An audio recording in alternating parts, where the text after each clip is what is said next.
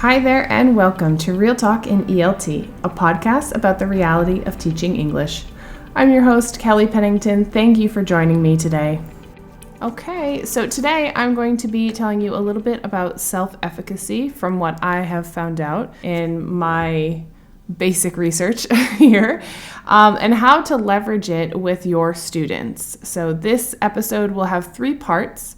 The first, we're going to define self-efficacy, then we're going to look at why self-efficacy is important, and finally, how to leverage self-efficacy in your classroom. Let's get going. So first up is defining self-efficacy. It is the belief in your ability to succeed in achieving an outcome or reaching a goal. So this belief, this self-efficacy that you have, can be specific to a task or an area of knowledge or performance. It shapes your behavior and your strategies that will help you get to your goal. So it's really important to have high self-efficacy, especially for our students. Self-efficacy has 5 influences. I referenced them as 5 pillars in a previous show, but they really are influences. They're things that allow you to improve your self-efficacy and improve that belief in your ability to succeed. And they are performance experience,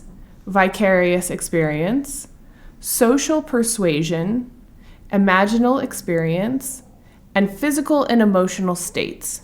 Those 5 things really influence your levels of self-efficacy. So let's take a look at each of those influences and examples of how we can use that in a classroom. The first one is performance experience. It refers to your previous and related experiences, which can influence your perception of whether or not you're competent to perform the task. This tends to influence self-efficacy the most. An example of this would be my business English student who is confident about preparing a presentation because last week he gave a presentation that was really well received and very successful. So his previous experience then gave him more self-efficacy. Then there's vicarious experience, which refers to observing performances and experiences of others that are similar to your situation.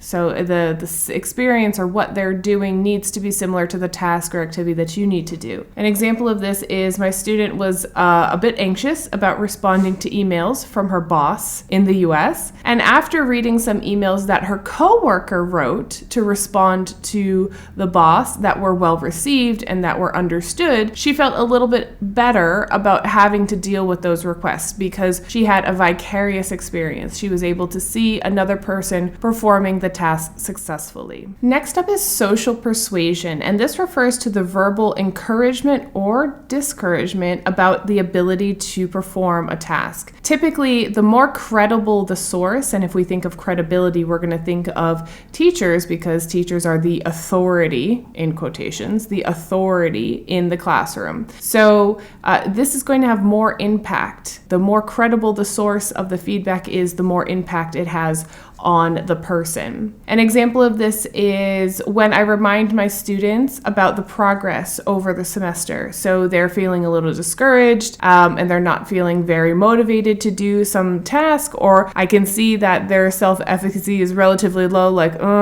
and they have uncertainty, I remind them and pull out a portfolio and refer to, remember you did this and it was amazing. Remember you finished that and you did really well using this strategy. So that type of feedback will help them rejuvenate or improve their self-efficacy in being able to do a task. Then we have imaginal experiences, which refers to people really using their imagination and they are visualizing completing the task successfully. An example of this would be a business student of mine taking their time prior to giving a presentation to mentally prepare themselves, but mentally prepare themselves in a way that they're thinking through each stage of their presentation presentation. So they're going through what they're going to say, what the content is, how they're going to transition from one topic to the next topic. And by doing that, by mentally preparing and visualizing this, they'll feel more confident about delivering that presentation. And finally, we have physical and emotional states, which refers to how you experience physical sensations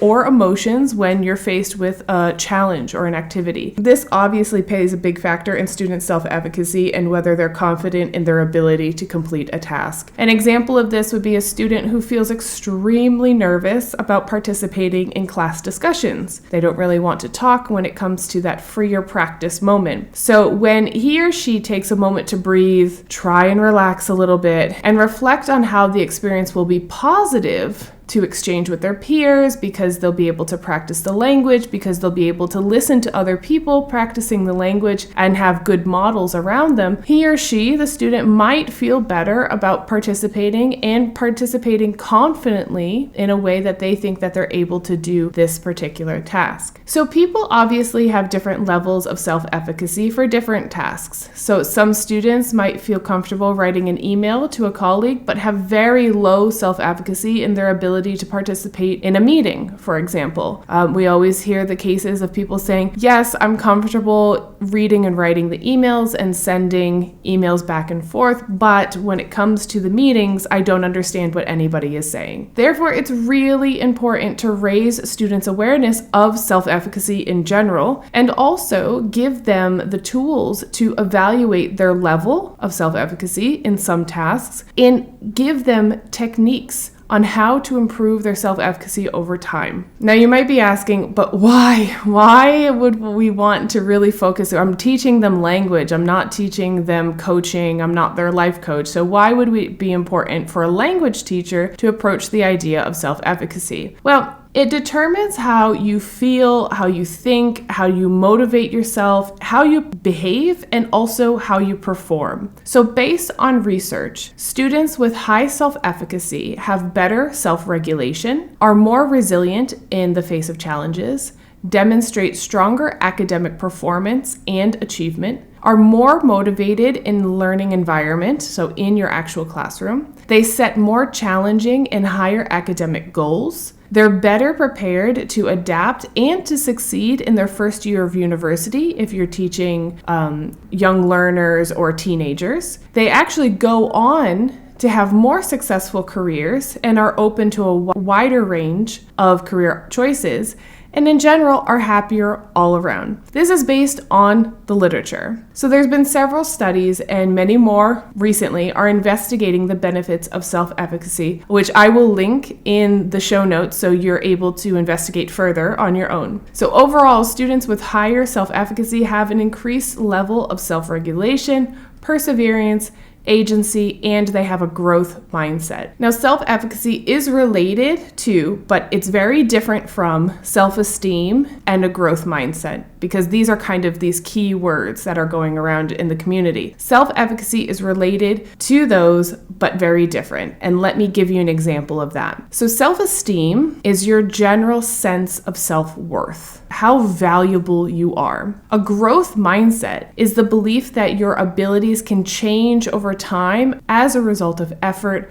perseverance, and practice. But self-efficacy differs from those two things because it's the belief that you can actually do what is necessary to successfully achieve a specific goal or task. So this is great and this is amazing. And how do we leverage this in the classroom? So I'm going to go through those 5 influencers, and I am going to give you suggestions on things that you could possibly use in your classroom. First up, building evidence of success so students can reflect on the performance will help build their self-efficacy. So here's my suggestion. Create student portfolios. I work with business English students. I work with adults, and sometimes they don't want to do homework and tests, but I find that portfolios are a great compromise. Portfolios allow students to see their progress during their English courses. These can be physical or virtual, and having something like a Google Drive folder where students can keep their work and occasionally revisit it will help with that. In addition, I like to give students grading rubrics for work that they produce. This helps give them a visual representation of changes over time because they can compare the rubrics that they received in the beginning of their course to the grades that they received at the end. One of the most influential people to leverage vicarious experiences are student peers. So if you have not heard about a Think Aloud protocol, these are great tools to allow students to see and hear how their classmates worked through an activity successfully. I'll do a follow-up podcast about these Think Aloud protocols and how to use them in your lessons, but I'll also link something in the show notes for you to get the basic idea of what a Think Aloud protocol is. Teachers' feedback is a crucial component of social persuasion. The most important thing is for teachers to focus on feedback that contributes to an end result. It helps students make the connection between success, effort, and the correct use of strategies. So a suggestion of this would be feedback needs to be done in a way, not just red pen marks on the paper and correcting everything that the student has done wrong. So first, start with whether or not the student was successful. And then next, explain or show to them, it's better to show, to what degree the student successfully completed the task. And to do this, I would recommend using examples. Show them what they did that was successful and show them what they did that was not so successful so that they can build. It's a learning experience. And finally, ask them to confirm what they did in terms of strategies. Because if they used an inappropriate strategy to do an activity and it wasn't successful, then they will know that strategy is not appropriate for this type of activity. And vice versa, if they did a really good job and were successful completing a task or an activity, ask them what strategy they used or how they went about doing it. This is related to a Think Aloud protocol, and congratulate them for using the strategy appropriately. Guided practice of visualizing things can help students complete the task in real life. So a suggestion of using this visualization is to give students the opportunity to visualize. Teachers need to factor in the thinking time in their lessons. So for example, if I'm giving a group class and I expect the students to debate a topic, I factor in time for building their argument. And then once they've brainstormed their ideas and their arguments, I instruct them to think about how they want to structure their arguments, what phrases they'll use to do so, what tone of voice they will use to emphasize their points, and also consider the reaction of their peers. This will help them start visualizing and going through this debate in their mind. And of course, we know when students are calm, their self-efficacy typically increases and they'll feel more confident to do a task. But students aren't always calm. So to encourage students to relax and stay calm, I like to give them a moment to do a quick body scan, prompting them with questions like, take a few deep breaths. How do you feel emotionally? Are you experiencing any emotion physically? Like, are you sweating? Are you shaking? Are you rubbing your hands together? Take a few minutes, breathe, and how can we reframe that energy? So, talk to them about it. If you're nervous about making a mistake, let's think about how grateful you should be that you have an opportunity to practice with me, your teacher, in a safe, judgment-free environment before doing this at work. I have a lot of people that need to give presentations in English, and they get super, super anxious and nervous about talking to bosses and board members and executives in their company. But wouldn't it be great, instead of getting so nervous about giving the presentation, just really being aware and mindful that they have an opportunity to sit with me for an hour or two and make all the mistakes possible, correct the mistakes, and then be super successful when they go to work the next day. Well, I've reached the end of this episode. I will include some of the resources that I use about self-efficacy from my personal reading that influenced this podcast and might be useful for my fellow teachers. Thank you so much for joining me this week, and I will see you on the next episode. Ready to join the conversation? Head on over to Instagram at Real Talk in ELT Podcast or on @EnglishWithKelly and send me a message. That's it for me. Take care of yourself, your health, your vibe, and your tribe.